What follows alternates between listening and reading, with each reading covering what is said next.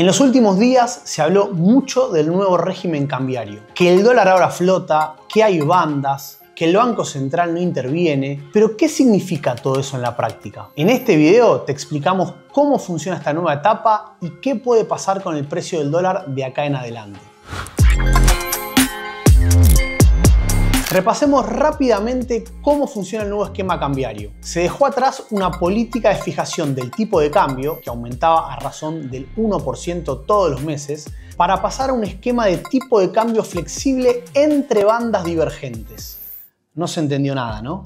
Tranqui, te voy a explicar en detalle cada uno de estos conceptos. La mejor manera es visualizando lo que sucedió. Como pueden ver en el gráfico, el tipo de cambio oficial, la línea celeste, hasta el mes pasado se movió como un relojito, administrado por el Banco Central en un mercado sumamente regulado, que hacía que muchas transacciones se llevaran a cabo en un mercado paralelo, dando lugar a un dólar financiero más caro, que es esa línea gris. A partir de ahora, el gobierno definió unas bandas que, como pueden ver, son divergentes, dado que el techo, la línea roja, aumenta todos los meses 1% y el piso, la línea verde, se reduce todos los meses 1%. Si el tipo de cambio se ubica entre las bandas, el Banco Central no interviene y lo deja fluctuar libremente, en lo que se conoce como un régimen de tipo de cambio flexible o libre. Pero para que esto funcione de verdad como un tipo de cambio libre, había que hacer otra cosa clave. Ahí entra otro de los principales anuncios, que fue la eliminación del cepo cambiario. Si bien todavía quedan algunas regulaciones, la mayoría fueron eliminadas. La gente puede comprar dólares en el mercado oficial, las empresas agroexportadoras no tienen que liquidar una parte de sus dólares en el mercado financiero, las empresas pueden pagar las importaciones de contado sin tener que esperar 30 días, entre varias otras más. A partir de los anuncios, la gran incógnita era cuánto iba a aumentar el dólar oficial. Muchos, incluida la expresidenta Cristina Fernández de Kirchner, especularon con que el tipo de cambio iba a subir automáticamente hasta los 1400, es decir, el techo de la banda. Sin embargo, se terminó ubicando en 1200, lo que implicó un aumento del 10%. Otro dato importante a destacar es que si bien todavía no tenemos el dato oficial de la inflación de abril, la gran mayoría de las consultoras privadas registraron una inflación más baja que en marzo, con lo cual el impacto en los precios habría sido moderado. Por otro lado, como ahora la gran mayoría de las transacciones se pueden hacer en el mercado oficial, eso es lo que explicó que el dólar financiero se desplomara y que la brecha se redujera a menos del 5%. A partir de ahí, el tipo de cambio fluctuó bastante. Llegó a bajar hasta los 1100 para luego volver a subir a los 1200.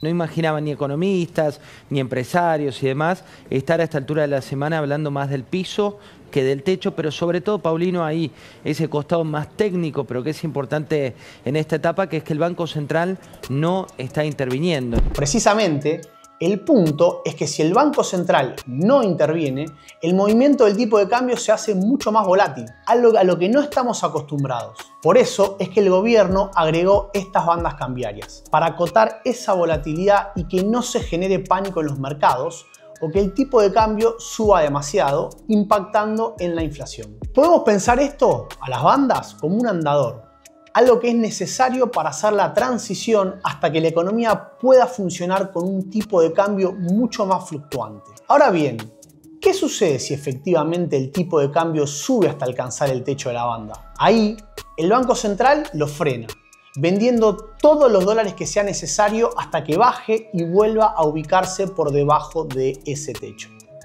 Ya sé, me imagino cuál va a ser tu siguiente pregunta. ¿No podría suceder que el tipo de cambio no baje y que el Banco Central se quede sin dólares? Ahí es donde entra el nuevo acuerdo con el FMI, ya que eso implicó un nuevo endeudamiento por 20.000 millones de dólares, de los cuales 12.000 millones ya fueron transferidos y se encuentran en las reservas del Banco Central, disponibles para ser utilizados en caso de ser necesario. Pero, además, en la lógica monetarista y autorregulable de los mercados que tiene el gobierno, hay un mecanismo adicional que debería hacer que el tipo de cambio no se mantenga por mucho tiempo en el techo de la banda. Recordemos que, cuando eso sucede, el Banco Central está obligado a vender para poder mantenerlo en 1.400 pesos. Lo importante es que al vender esos dólares, el Banco Central a cambio recibe pesos que quita de circulación. O sea, cuanto más tiempo se quede el tipo de cambio en el techo de la banda,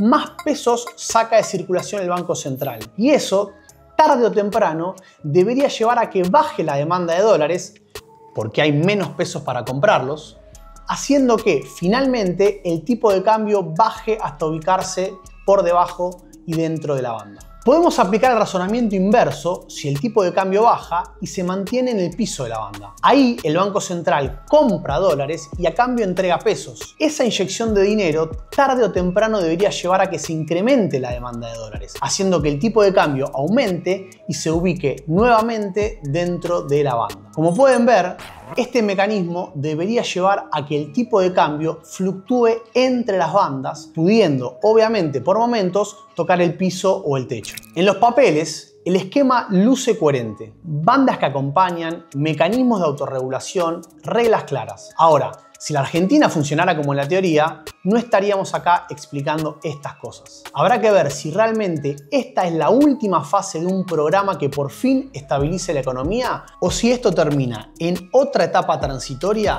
de la ya larga saga de acuerdos fallidos con el Fondo Monetario.